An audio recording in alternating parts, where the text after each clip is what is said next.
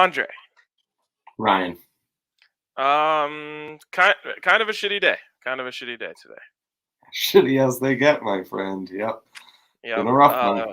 Hard to do anything. Yeah, it really is, and this is a tough transition for me as we just finished up our tribute episode to Demaryius Thomas. So obviously everyone in Broncos country, in the NFL world, sports fans everywhere, mourning that loss today. So I recommend you listen to that if you are in that sort of mood. But if you're in a mood to change things around a little bit, that's something that me and Dre are pretty good at. So we're going to try to have a little bit of fun here today, like we've been known to do, and try to maybe distract ourselves for half an hour here. How does that sound? Yep, that's the goal of this show. Somehow, some way, we get through some hard ones. So once again, Ryan, it's time to fire it up. And just lots to love to everyone. You and Yaya, first and foremost, for making this all possible. But yeah, man, it's the homies before things went down and derailed our night and morning and day. A little buzz that my Gretzky games, my where the puck have you been picks, not so great. But in the end, they go 3-2, and the trick is you sprinkle a parlay on all 5, and then you double up and put 2 units when you fade the Kraken later in the night. That's how you have an extraordinary Thursday, my friends. You love to see it. I love a good old, what I call a double D, a triple D. Desperation double down. Old triple D. When it works, it works. And then we started our night tremendously, Ryan, with no drive, first drive, no score. Somehow, some way that doesn't hit. Greg the leg. Yeah, Greg the leg, man, my fave. Love that guy. So the game starts with 2 missed field goals, and I'm thinking, oh my God, the under is ripe for the taking, and then it went to like 60. Yeah, not so fast, my friend. What an awesome, to be honest, an awesome game. That was very exciting. Akello Witherspoon has 2 interceptions. I didn't even know he was still in the league. I didn't either. And then, I know, Nashi. That's the other, Pat Freiermuth, he gets the tud. I know. So our SGP would have hit if the under would have hit. But the tud happened after the over was already dead. Yeah. Right. Once they were down like 30 zip, it wasn't exactly 30 zip. I'm starting to do the math. Like, if the Vikings don't score again and we just get a Najee and Freiermuth tud, I think this just must hit. Terrible situation to be in. Let me look here. I believe I went. Okay, so I think I ended up going. What was my big 3? The under. Yeah, Nuggets. So I ended up going 1 and 2. Tough. Yeah, actually 1 and 3 for your boy Gretzky picks aside. So, yeah, the big 4 in its holiday debut, not so hot, but tough scene. Tough scene. We'll see if I can manage to make less terrorist references and get on the nice list today. Well, and then Adam Mata has tweeted out, I got to stop basing my bets based off of things Adam says. He's a real cheese eater, that guy. He tweeted out, if the Nuggets can get this thing within 7 before Jokic comes back, they're going to win. So Jamichael Green miraculously hits back-to-back threes. Spurs call to put the Nuggets down 5. Spurs call a timeout, and that gets Jokic back into the game. So I'm like, they accomplished it. Boom. Hammer the live line. And I don't even think they got it closer than 5, even when Jokic came back in. So tough. They didn't. Yeah, not great. But what you gonna do? Also, like Bones he looked so flat, and I could tell it was killing him that he just didn't have the juice. But even like his jump shot looked like it looked wrong. He was doing his own shot wrong. Yeah, that was just that was a toughie. Luckily, there was lots of hockey and Thursday night, so lots to be distracted. Yeah, I was only down 2 units at the end of the thing, so what can you do? All right, let's jump into tonight. And we'll start with me because I've got an all Avs big three. The Avs taking on the hated Red Wings tonight. Avs -1.5 on the puck line is -160. Dre, they are saying that the Wings stand absolutely no chance. Coming off a back-to-back, too, and I don't even know if Ned will be in goal. So, yeah, trouble in the Motor City. Trouble in the Motor City, but I will say there's something that we should keep in mind when handicapping this game, Dre. There's a really important stat that just came out here in the last day or so about the Red Wings. Yeah, would you mind bringing up that stat for us here? Let's see what we got here. That's Moritz Seider leads all rookie defensemen in ass.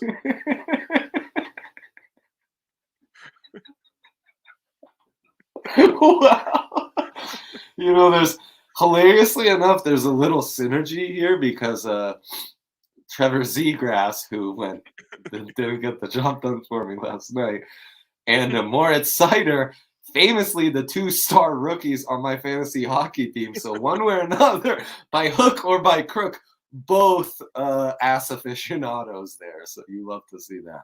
I just want to congratulate Moritz here, because obviously this is a title that Cale Makar once held, and so it's a serious crown to wear. Yeah, the getting must be good for the young German rookie in the Motown City. Good for him, man. Good for him. That's great. So Cole is interpreting this differently, saying, "Oh, he's a thick boy." I wasn't thinking of it that way, but yeah, it could be. Could be many interpretations here. Yes. God, that's a good one. Good stuff, Ryan. Good that stuff. Kind of stuff really makes me happy. That kind of stuff really that gets me through the day. That kind of stuff. The number one thing that gets me through the day is when the names on backs of jerseys make like a sentence or a phrase. Like, just that one gets me every time. In fact, it is literally a life goal of mine to capture one of those moments. There was a good one in the stands of the Broncos-Eagles game a couple weeks ago. Yeah, it was something about Hurts Johnson or Long Johnson Hurts. That's good stuff. That's so good. Man. That's really good. It's so good. Like, if that doesn't make you happy, I just don't even know what to tell you. Right. Do you think those guys that was just spontaneous? Pure luck. They had no idea. Oh, man, that's great. That's great stuff. Okay, so anyways, back to my big three. Avs are going to absolutely destroy the Red Wings. Yeah. And our boy Moritz is going to have to hit up the Tinder after the game to make himself feel better. Cale over 2.5 shots on goal. The OG rookie defenseman to lead the NHL in ass. And then Landy, not Landry, Tom Landry, not involved in this game. But Landy, as in Gabriel Landeskog, over 2.5 shots on goal. Why? Because I feel like he is the one guy on the team who still understands the significance of the Red Wings rivalry. All of these other guys, maybe they grew up watching it, although these guys are so young that for all I know, they might be too young to even understand the Red Wings rivalry, which is just painful to even think about. But I will say, I think Landy is the type of guy who sees red and gets a little extra fired up. So that's what's gonna keep me interested. Maybe he throws down. That was brought up in the comments. Someone said Bertuzzi. I'm always down for any Av to fight anyone named Bertuzzi. So maybe we see Landy drop the gloves a little bit, but I think he comes in. He's the one who's giving the pregame speech saying, "Hey, we don't fuck with the Red Wings around here. So let's go ruin their night." That sounds great. Oh, that's what it was. It wasn't Johnson. It was actually those two with Hurts on the end. But it could have been Johnson, Lane Johnson. Hurts. Oh. That's right. Yep. Yeah, it could have been Johnson. Tom Landry famously beat the Broncos in their first Super Bowl appearance in Super Bowl 77. My understanding Not is Super Bowl 77, but it's Super Bowl not in right 1977. in 77. And my understanding is he had a bit of a hard drug problem. So he sounds like our There it kind of guy. is. There it is. Long Whoever got that picture literally lived my dream. That's They great lived my stuff. dream. Yeah. Wow, that's incredible. So we have a consensus. Cale Makar, formerly the NHL's rookie leader in ass, over 2.5 shots on goal. Ryan, look at that juice. Look at that yak right there, minus Big 105. 4? Very nice. It's a big 4, holiday season inspired. I told you I'd do it when I cared. I submitted, or when I felt like it. I submitted a big 3, and then I went to the college football slate and I added a 4th because that's the kind of guy I am, Ryan. So Makar over 2.5, El Perro over 2.5. That's Alexander Barkov. They are playing the Coyotes. I also like, since it's hard to find good value on the Avs and the Florida Panthers, who have been absolutely extraordinary. It doesn't matter who's playing in goal for them.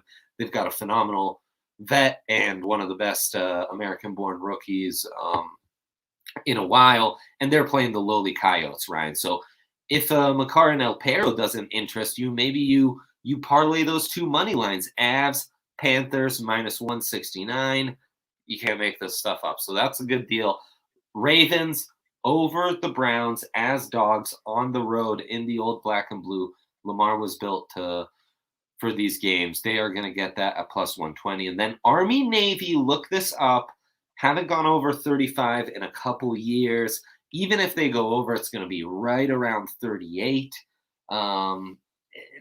Neither program's super duper this year.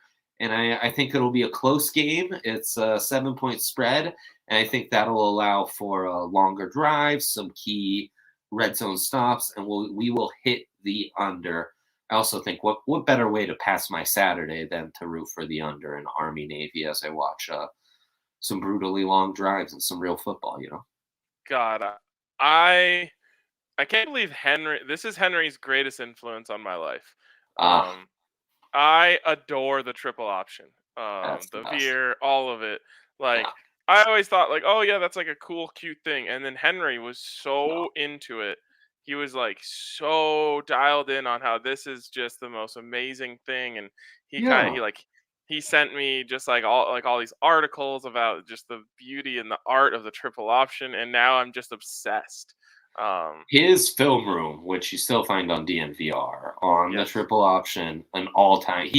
He's sat down with, is it the former Cal Fullerton coach, who's literally one of the guys who invented one variation of the triple option and like read option.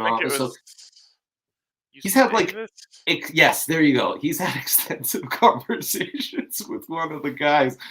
I'm kind of shocked that it's Henry that put you over the top and not the fact that you grew up a Buffs fan in the greatest era of Big 8 football when like the triple option offense is what ruled the world, Ryan. Yeah, but I was too young. Right, sure. Like I obviously was that's part of why I was always a triple option respecter. Because it won us a championship. But, I think my first game I ever went to, Coy Detmer was the quarterback, and he was busy setting maybe it was Cordell, but either way, they had kind of moved on and started, throwing the ball around a little bit. For a while, Coy had all the passing records at Colorado. So it's not exactly that. It was Henry, and he in that article, he found pictures of Bill McCartney's playbook that he included in there, and it's just chef's kiss. Great job, Henry, if you're watching. Insane stuff. So anyways, I can't wait to watch tomorrow and just respect the triple option. It's so good. It's true. And I like the under too. I like the under. Yeah. And there you go. You can get it boosted. Only because both of these teams are used to it. I actually like taking the over sometimes in a game. Let's say it's like Air Force is taking on Pitt or something in a non-conference matchup, and I'm like, oh, Pitt's never had to see this before, and they had 1 week to prepare. They're in big trouble. Yeah, exactly. Right. Instead, these guys, it's all they know. It's really, it's what they see every single day. It's like when Syracuse plays another 2-3 zone team. It's like, oh, this is going to be a bloodbath. Like, I love those. Yeah. I'm like, oh, you think Syracuse isn't going to know what to do against this? No. Okay. Those are good picks. I got to see what I think about Baltimore. But yeah. But a teaser, perchance? We'll see here in a second. Zach. Oh, my God. Zach wow, Stevens, we're getting teased. A big, speaking of teasers, big teaser guy. Ooh. Like, he's really been trying to sell me on the 2-team teaser recently. So. Not in podcasts, in the betting world. In the betting world. I was a huge teaser guy in my college days. Yeah. And I've moved away from it a little bit. Probably the number one reason is because it's not right in front of your face when you're on the sports book. Like, you're just not thinking of it. You have to go out of your way to think about a teaser. But I should get back to teasing it. We should get back in that tease life. Yeah. I know. If you're willing to, but it's sort of like SGPs in the sense of you start chasing bigger payouts. You got to be willing to have a 2-leg teaser that is minus 110 and just say, like, yes, but I have a better chance of winning both of these than I do of just winning one of these straight up against the spread without the tease. Anyways, all these things you can do over at DraftKings Sportsbook, America's #1 sportsbook app. In fact, it's double-fisted #1, depending on what rankings you look at. Just kidding. All the rankings say that. Double-fisted #1 for DraftKings Sportsbook. And this week, and maybe for the last time, there it is, best graphic we've ever made. Maybe for the last time, DraftKings Sportsbook doing one to win $100 on any NFL game as long as a single point is scored in the game. That's $1. You bet $1 on the game. If a point is scored in the game, you're going to make $100 in free bets from our friends over at DraftKings Sportsbook. Check them out. Download it. And, of course, also use that code DNVR when you sign up. That's the most important part. Use the code DNVR when you sign up for DraftKings Sportsbook. And you can also get a sign-up bonus up to $1,000 when you use the code DNVR. Sign up, of course. You must be 21 or older. Colorado only. Bonus comprised of a first deposit bonus and a first bet match, each with $500. The deposit bonus requires a 25x playthrough and restrictions to apply. See DraftKings.com/sportsbook for details. And if you have a gambling problem, call 1-800-522-4700.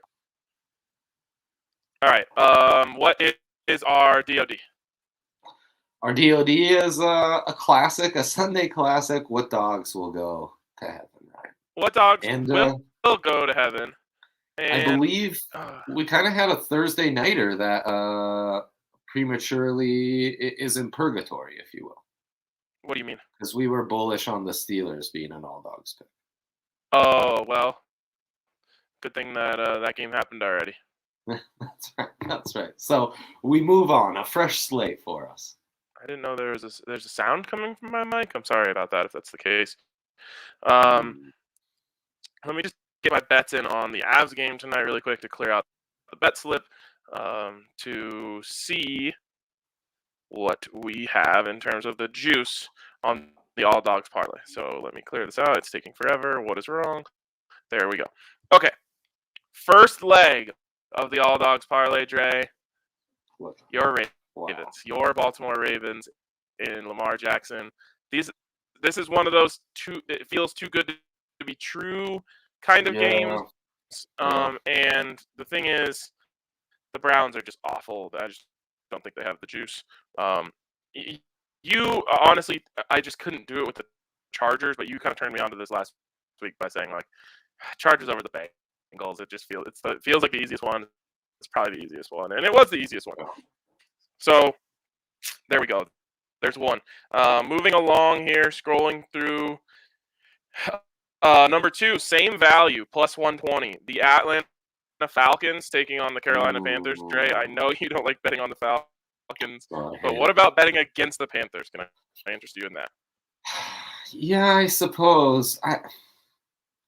I suppose I do. They haven't figured it out at quarterback, so I guess the Panthers are kind of a walking target that you can just take advantage of right now. Also, maybe Matt Rule kind of foot out the door. OC change. But is it a new OC game, Ryan? Do new OC games scare you? Like new goalie games or new coach games? Not particularly, no. There you go. Okay. Like we saw the Broncos like play a game with Mike Shula. It didn't do anything. Right. Okay, and finally, this is my favorite one of the bunch here. It's also the best value. It's a home dog at that. Did you see Mike McCarthy's comments, Dre? I did not. No. Mike McCarthy kind of like guaranteed a win this weekend. Wow. Said something along the lines of we're going to go in there and we're going to win, blah, blah, blah. I forget what it was. But then, interestingly enough, Ron Rivera claps back today and essentially says, like, I don't know what he's doing over there making this game about himself. Big mistake, if you ask me. Bang, shots fired. You've upset Ron Rivera. Now Ron Rivera is going to go and get his team all fired up about this. You have made a big mistake, just like he said. Washington football team to beat the Dallas Cowboys plus 170. The Washington football team has treated us very well in the All Bucks parlay. They have. It's really true. And then I don't know that you'd approve of. I know you wouldn't approve of this, Ryan, but maybe these are extenuating special circumstances. If you wanted to add Panthers and Avs money lines from tonight, since those are such automatic locks, that becomes plus 1987, right? Which that is the same year I was born, and tragically the same year DT was born. So, oh, damn, you're the same age as DT. That is crazy. Yeah. Yeah, mine's plus 1206. Of course, 1206 is true. Columbus sailed the ocean blue. That's what everyone says. I don't think that was 1206. Yeah, that was year 1206. Everyone remembers it as such. And so yeah, we're going with plus 1206 on that one. It's not our spiciest all dogs parlay we've ever had, but no one's gonna complain if we hit a little baby beluga. Right, and maybe less spicy is better. Also, we'll talk about this more on the tailgate Sunday night. But, you know, what I've been talking about with the switcheroo games, like yesterday the Steelers was a classic switcheroo in some ways. It was too easy. Though I don't know, in some ways not, because they just won by 1 point against the Ravens, and the Vikings had lost to the Lions. But I think Broncos-Lions is one of those. Lions just come off their first win of the season. The Broncos coming off yet another devastating loss against the Chiefs. I think the Broncos cover just in our like flip the ATS cover. That's a prime target here. There we go. All right. Dre, it has come to my attention we are having some connection issues. Yeah. So I don't think we necessarily need to drag this on much longer unless there's anything else we needed to touch on. No, I think we covered it all. Have a lovely weekend. Ryan and I will be back Sunday morning. And yeah, check out all the great stuff on DNVR.com because I'm really proud of the content that you and the rest of the squad turned out. So yeah, definitely. Absolutely. Obviously, we're thinking of DT today, his family. Hopefully that this was a nice distraction for some people. I know it was for me, even though it was short. And yeah, there's plenty of content over at DNVR.com if you want to check that out. Of course, right here on the YouTube channel, you can watch the TDSP show we did. But yeah, thinking of him, thinking of his family, and thinking of all Broncos country. So we'll keep you in our minds and our hearts, and of course, we'll see you on Sunday for Broncos Lions. Later, guys.